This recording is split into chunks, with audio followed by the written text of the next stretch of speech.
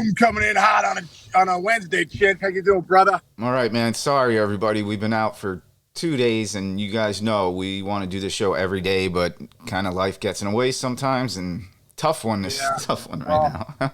yeah, man. Just being transparent with everybody. I've been traveling a little bit. Was in Arizona, but I think the more importantly was Chinch lost Bella, who obviously has been with for 17 years.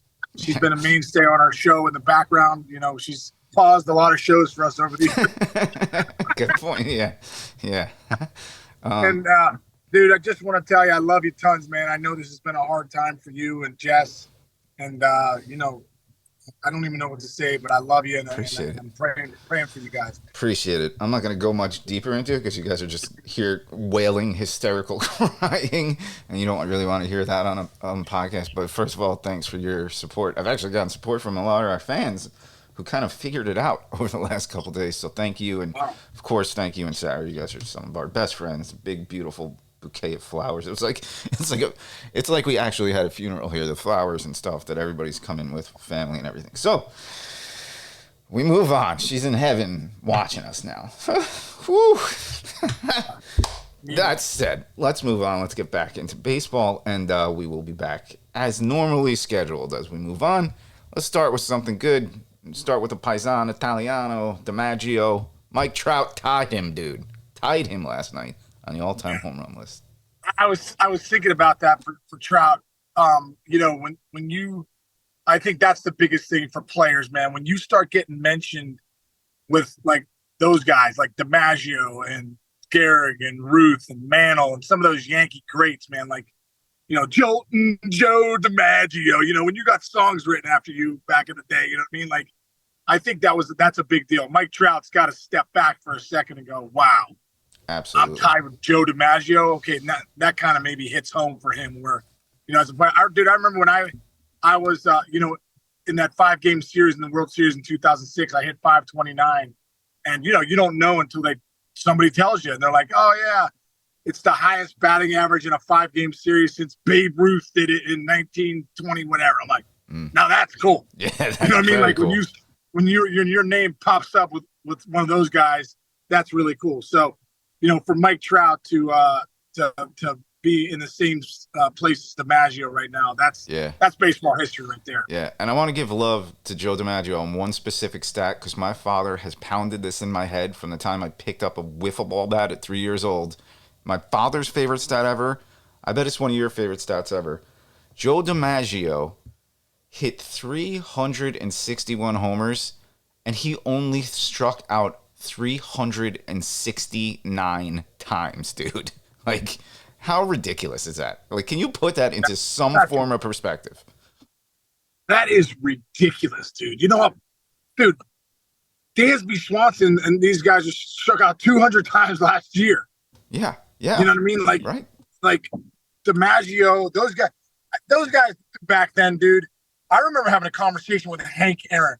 I think I've brought this up before a few years ago at the World Series. I think it was 2016 World Series, Cleveland and Chicago. Mm-hmm. And Hank Aaron talking about how we didn't like to strike out. It was like a matter of fact thing. You're talking about the all-time home run leaders. Like, we were embarrassed to punch out. Like, and you go back and look at his numbers. I don't think he punched out a lot either.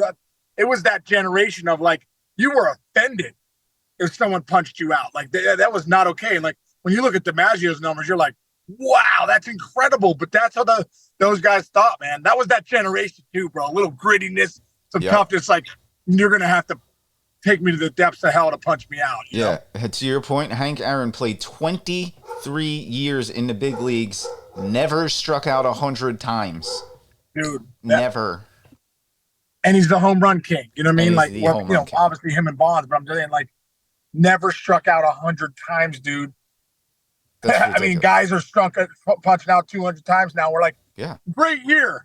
He's punching out 30% of the time. Like, what? It's unbelievable. It's unbelievable. It's a different world. But, all right, so we got that going. The second thing we're going to go to right now is if you take every team in the AL East, including the 2 teams tied for last place, they would all be in first place in the AL Central Rays 35-15, Orioles 31-17, Yankees on fire 30-20, Blue Jays 26-23, huge win yesterday. Red Sox 23, same thing, 26-23. Dude, talk about that. This hasn't happened. I think it was the NL East. I look back, 2005, the NL East.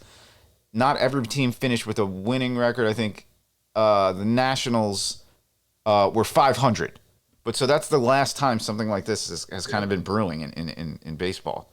What's your take, man? Bro, great topic. Great topic here. I was on MLB Tonight last night with Greg Amsinger and Dan Plesac, and we were talking about. I chimed in about Anthony Rizzo, what he's meant to this club. I mean, you talk about taking Judge out of that lineup. You take Rizzo out of that lineup, dude. This guy's hitting 300, close to 300, a bunch of home runs, driving in big runs, not punching out, putting the ball in play. He's been that's an incredible sign bringing him back. Great job by Cashman and Boone. Yeah. I texted him last night though, and I said, "Hey man, keep raking. They had a big win last night. Volpe walked it off with a sac fly. Judge tied it in ninth against Batista for the Orioles, who's nasty. So it was a great win. They're playing great baseball." And Rizzo's text back to me was, "Dude, this is a beast of a division." He goes, "Every team in this division are." And he basically was saying he's never seen anything like it. I'm like, dude, this is the year, dude. Like you said, Chinch, you got the Orioles. What are they, 32-16? 32-16. The Rays come out with a historic, historic run, right? That's right. They lost. I know, 31-17. Yep. The Rays come out the gates with a historic run. The Blue Jays, the Red Sox, the Yankees. I mean, dude, this is going to be a fun. If you're a baseball fan, lock into the East this season because there's going to be some pounding going on. Right, especially when they keep banging up against each other because we've had this new schedule now that like they've probably played some teams that they're not going to play again. Wait till it's like 4-game sets within a division for like a week and a half straight. It's going to look like pinball. It's going to look like when you watch the what is it when they pick the pick six at night when you're watching on TV, all the balls bouncing around. That's what that division's going to look like as they move forward. Growing up when your parents are like, "We got to put freaking mom's crushing a heater in the corner." You're like, Joanne was crushing heaters watching a pick six late at 10 p.m. 3 white wine spritzers deep. Who's like? Do you think the Rays are the Rays the class of it yet, or can you not make that statement yet? Well, I think the Rays are due, but they're starting to get banged up a little bit. Fast now comes back though on Saturday, which is huge, but they've been banged up a little bit. I think you're starting to see them come back to earth. And for a team like the Blue Jays, who has kind of been up and down all year, for them, they won 20-1 last night. I think it was 21. They were banging. They're hitting bombs off Fraley, who's coming into who's a position player. Guerrero's hitting grand slams. But so for the Blue Jays, a team like that to beat the Rays head to head, at this stage, you don't want to get too far behind. I believe. Tell me if I'm right. I think the Blue Jays were 9.5 back going into yesterday's game. Like to get any further than that. Yeah, if you can beat the Rays head to head, you almost have to do it at this point. Yeah, absolutely. Especially the Rays are 5-5 in their last 10. Blue Jays didn't help themselves. They're 3-7 in their last 10. Sox 4-6 in their last 10. The Yankees are on fire, and so are the Astros, by the way. Let's flip over to the left coast real quick because, man, the Dodgers just keep showing you why they're like one of the top franchises in the league, right? Another kid comes out last night and just shoves to the Braves. You were probably on. Were you on when? Were you? You must have been watching this. We were on. Right. Talk about this kid. Well, I think the biggest thing is, let's talk about the Dodgers first, and we'll talk about the Rays. The Rays are the cream of the crop as far as how they develop, how they draft, how they trade guys, free agent signings. It's incredible. Well, who started that? Andrew Friedman, right? Who was their GM and then president. Where did he go? The Dodgers. Great point. What are we seeing from the Dodgers now? Now we're seeing development, drafting, trading, signing the right free agents. It's incredible. But now Friedman has the money to go add. And that is how teams become dangerous, dude. The teams that can develop, and that's why I think of the Blue Jays too, Mark Shapiro, those kind of brains that have been down that road with the Indians, with payroll that that obviously is fixed. You're with the Cleveland Indians, Cleveland Guardians, and you're with the Tampa Bay Rays, you got to fix payroll. You get to the Blue Jays and the Dodgers, now you take that same mentality that you had with those guys. Now you can go add free agents, add pieces. So when I look at the Dodgers and that Bobby Miller last night was averaging 99.5 with his heater. Yeah. This guy throws routinely 100 miles an hour, 101 miles an hour. Like, it's incredible. And it's like you keep going up, and then you got a guy like James Outman. Oh yeah, they got rid of Bellinger. What about Outman? Outman would have been up in the big leagues 2 years ago if it wasn't for the plethora of players that they have at the big league level. So, this Bobby Miller's a stud, dude. Throws, it's got nasty stuff, like mid to upper 90s, sits a high 90s heater, and routinely hits over 100. It's got a great slider, great curveball, and just really learning how to pitch, how to sequence pitches. Talk about his first start, though. Hey, man, welcome to the big leagues. We got the Braves going. Hey, by the way, you're going to face Acuna as your first batter. Like, what? You know what I mean? Crazy. So he did a great job, dude. 5 innings last night. Yeah. He gave up 1 run, had to dance around a little traffic early in the game. But, I mean, just to see the fact that, the Dodgers have him too. Like, that's incredible. Good for the Dodgers. Rich get richer. And bonus points for you for using the term plethora. That's one of my favorite words. Yeah. You know why? Because awesome? Remember Three Amigos, when El Guapo was talking to his buddy, he goes, "Would you say there are a plethora of piñatas?" I used to say that to my friends all the time. Hey, let's not sleep on the D-backs in that division, man. They are hanging tough. What's your take on them right now? They're a pretty good ball club, don't you think? Dude, the D-backs are really good, dude. What are they, 29-20, I think, something like that. They're playing some great baseball.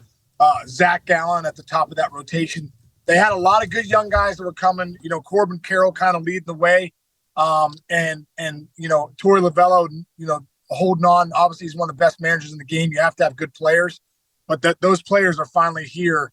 And that's a fun team to watch. They play the game right. They play the game hard. And it's a great mix of some veterans and some young guys. Yeah, it's interesting. You mentioned Lovullo. Like, over the past 3 or 4 years, there was Lovullo. There were 4 or 5 guys where everybody was like, "This guy's really needs to be a manager. This guy needs to be a manager."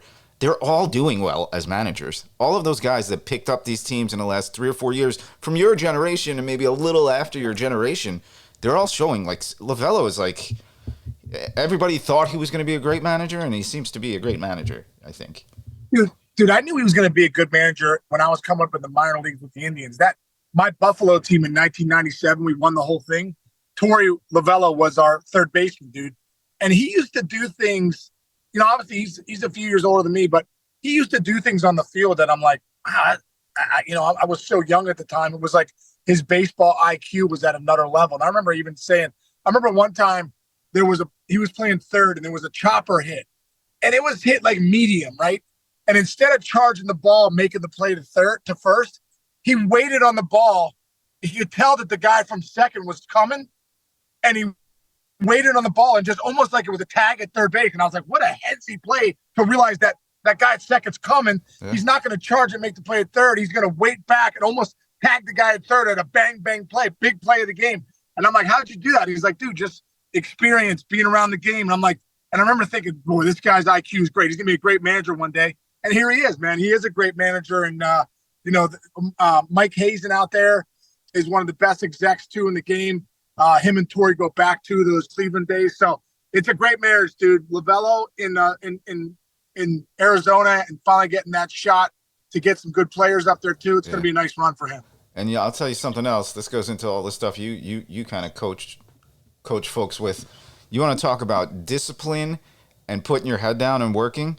Lovullo's first coaching job was for the Cleveland organization in 2001 as a minor league infield coach.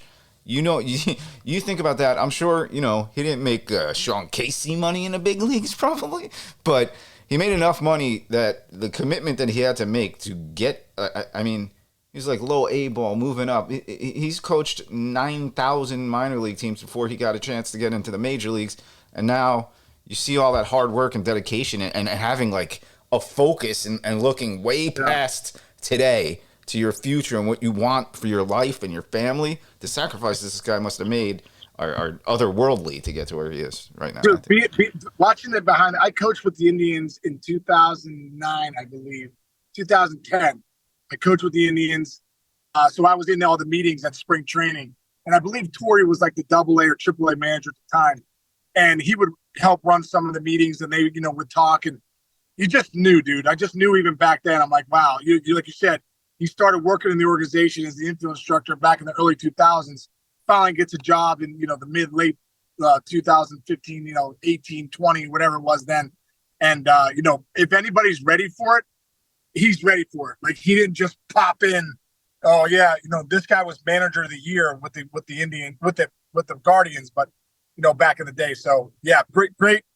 I love talking to Torrey Lovullo. Could talk about him all day, man. Excellent. And the Bob Feller story I tell, when I almost killed Bob Feller, hit him in the heart the one day. Yes. The only guy that was there was Torrey Lovullo. And the greatest thing, bro, is like, you go ask Torrey Lovullo right now about that story, and he'll tell you the exact same story I told him when I hit Bob Feller right in the heart. He went down, but he's the toughest man in history. He ate that ball like it was nothing. Amazing.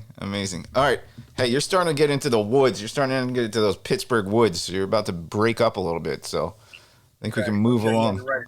You almost froze on me there again for a second.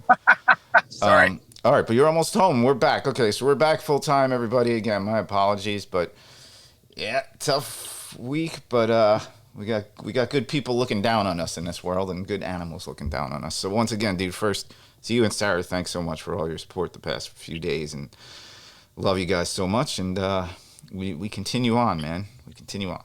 Yeah. Love you too, Chinch, man, and I'm glad that we're back on, and I'm glad that just you're in my prayers, man. I don't even know what to say. I know this has been a tough time for you and Jess, and Bella is looking down, man, and probably your mom and her right now are probably hanging out, and having a blast. Totally. All right, thanks, brother. Love you guys. We'll see you again tomorrow, right? I love you, man. Love you too. I'll see you tomorrow. And I got a great story for you tomorrow about something that happened to me on Route 80 today. We'll talk about it tomorrow. I got the Cliff Notes, folks. You need to turn in to this story tomorrow. It's unbelievable. Incredible. All right, brother. I love you, Chinchy. Love you, buddy. See you, man. Thanks for everybody. Thanks for listening. We'll see you guys tomorrow. See you, buddy.